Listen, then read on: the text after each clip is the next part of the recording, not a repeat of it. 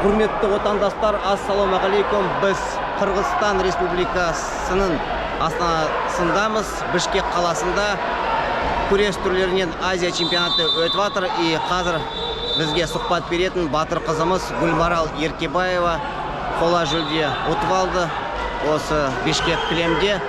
Гүлмарал Еркебаева батыр қызымыз бірнеше дүркін Қазақстан чемпионы, халықаралық жарыстарда да топ жарып жүлде жеңіп алған қызымыз. Қазір Гүлмаралмен сұхбаттасамыз. Гүлмарал, саламатсыз ба? Азия чемпионатының жүлде құтты болсын. Осы өзіңіздің пікіріңізді айтып берсеңіз, қалай болды? Азия чемпионаты енді өте жоғары деңгейде өтіп жатыр.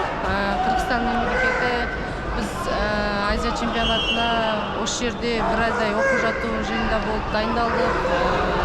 Жаңағы физикалық тұрғыда да және каверда да осы жерде дайындалып, құндылықты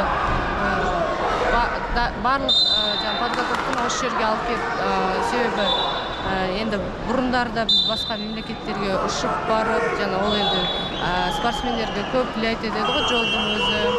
Бір жағынан жақсы болды. Қырғызстан мемлекетінде біздің Бішкек, Алматы сияқты орай елде күресіп жатқан сияқты болып күрестік. Және де біздің жанкүйерлер, қолдаушыларымыз өте жоғары деңгейде, құдды бір өзіміздің елде ел чемпионатында күресіп жатқандай сезіндік, шыны керек. Жаңағы үшінші орынға таласуға шыққан кезде де көк туымыз бүкіл жаңағы аренада желбіреп тұрғаны бір кәдімгідей өзімізге сенім, күш-жігер беретін сезім. Енді өзіңіз қалай ойлайсыз, осы Азия чемпионатында удалось вам показать ту борьбу, которую вы планировали?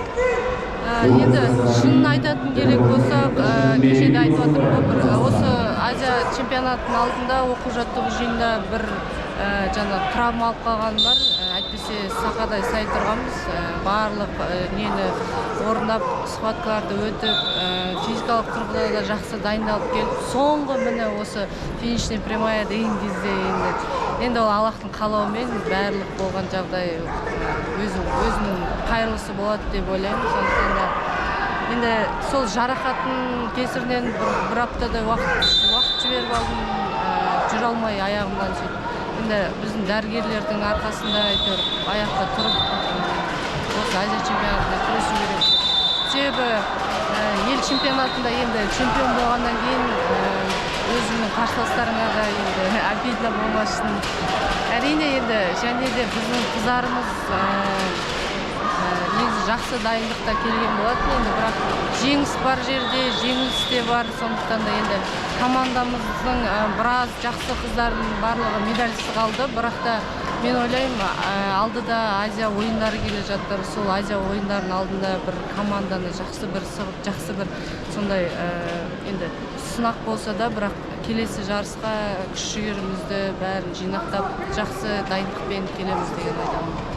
Өзіңіз қандай жоспар қойып жатсыз қазір? Енді Азия чемпионатында жүлде бар, енді алдыда. Енді алдыда бұйыртса, қазір бізде іріктеу болады ғой. Негізгі мақсатымыз әрине ол Азия ойындары. Азия ойындары үлкен жарыстардың бірі. Осы Азия ойындарына сол этапқа келатырмыз ғой, бұйыртса. Осы Азияда күрескенде қарсыластарымыздың бәрі сол қарсыластарымыз күреседі Азия ойындарында да. Сондықтан енді осы Азияда біраз қызбен күресіп, индус палуанымен де осыған дейін 2 ай бұрын моңғол палуанымен де күресіп, ол қызды ұтқан болатын негізі. 9-да 4 есебімен ұтып. Намат рестлингке ма? Иә, сол кезде күресіп ұтқан болатын. Бірақ енді шынымен де жарақаттың біраз бұйымдарыма да әсерін тигізді. Аяғына жетіп тұрып аламадым. Енді алдағы мақсат ол Азия ойындары. Осы Азия чемпионаты мен үшін 6-шы Азия чемпионаты, 6-шы бронзамды алып тұрмын лиристтер арасында. Ең алғашқы мақсат Лос-Анджелес қой? Лос-Анджелес, әрине. Ол осы өтіп жатқан жолымыздың бәрі соған апарады ғой, иншалла. Лос-Анджелесте Олимпиадада көк туымызды желбірету үлкен мақсатымыздың бірі.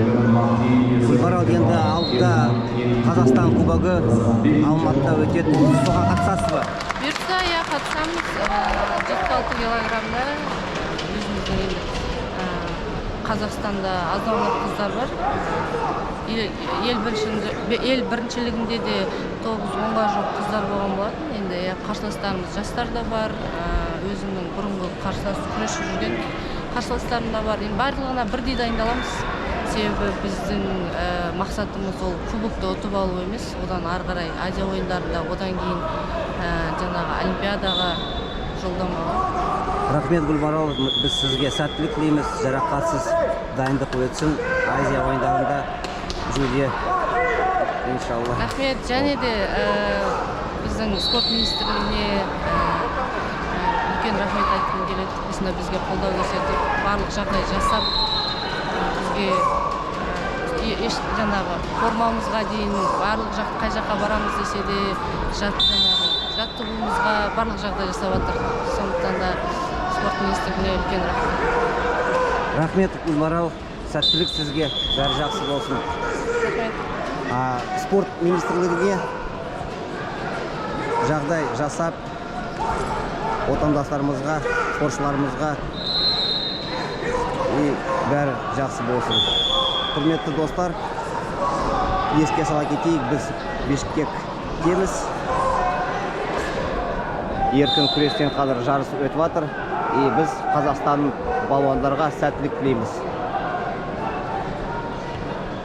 Жаңа кездескенше.